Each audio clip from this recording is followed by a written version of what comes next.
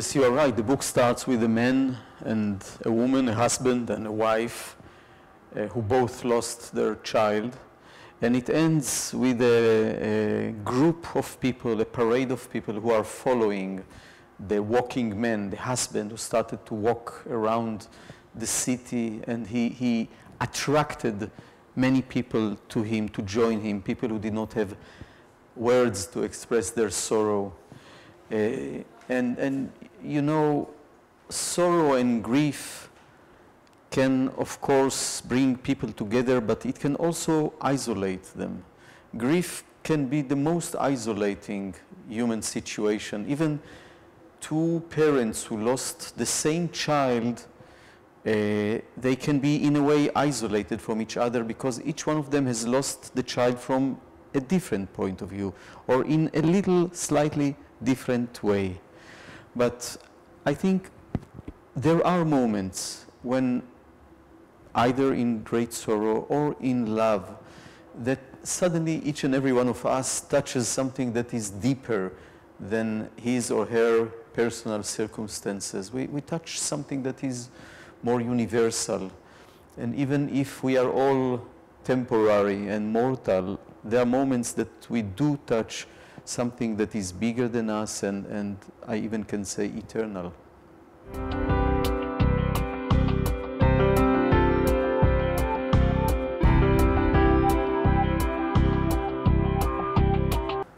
First of all, I must say I prefer writing novels. Because when you write a novel, you create, you invent, imagine a whole world of your own. And when I write essays, I relate to a reality that is already there.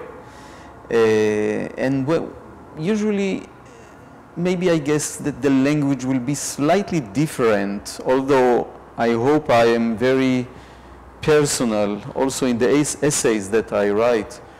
But of course, when I write a novel, I think maybe this is the great difference. When I write a novel, I almost don't want to remember that there are readers. It's really a kind of an inner dialogue. When I write an essay, I know that I want to convince people to a certain position.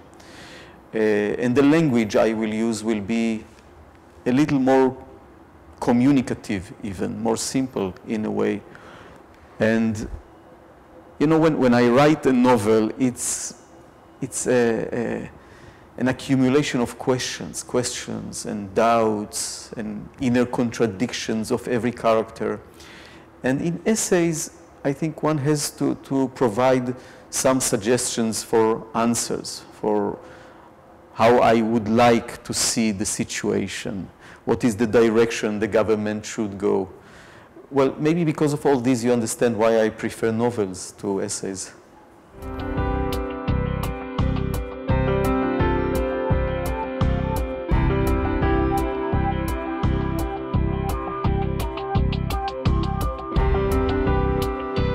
Well, first, I can say that the speech, it was heard, but of course the reality in my country and around my country is such an extremist and violent reality that you cannot really hope to change it with one speech or words.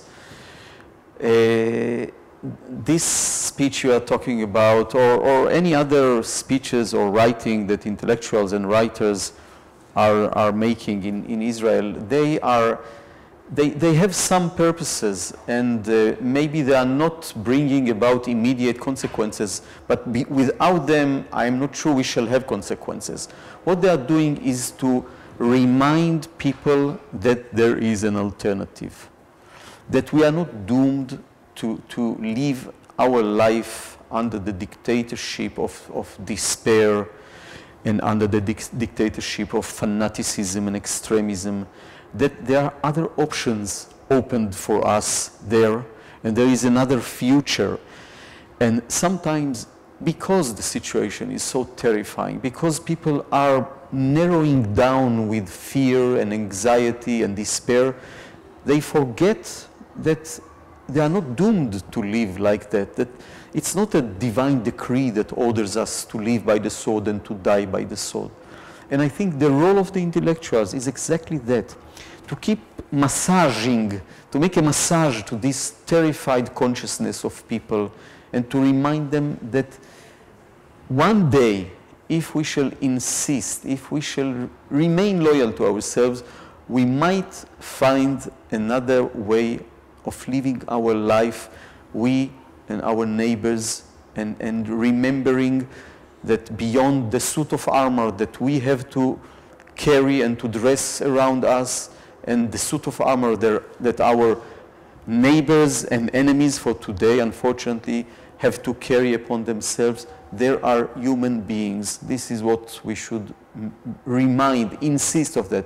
We are all human beings trapped in an inhuman situation. And we must remember that and must do everything to dissolve this inhuman situation so that we shall be granted the privilege to be humans again.